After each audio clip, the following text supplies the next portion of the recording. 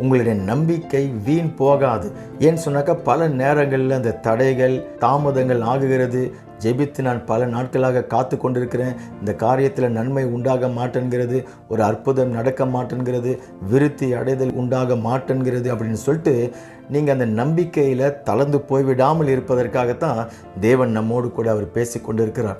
அல்லது மற்றவர்கள் உங்களை நிந்தித்து குறை சொல்லி உங்களை குற்றப்படுத்தி உங்கள் மேலே இல்லாதது பொல்லாததை சொல்லி நீங்கள் தேவன் மேலே நம்பிக்கை வைக்கிறது வீண், அந்த தேவன் உங்களுக்கு உதவி செய்ய மாட்டார் என்று சொல்லிட்டு உங்களை நிந்தித்து பேசி கொண்டிருக்கலாம். ஆனால் இன்றைய காலையில் தேவன் உங்களை பார்த்து சொல்கிறார், நிச்சயமாகவே முடிவு உண்டு.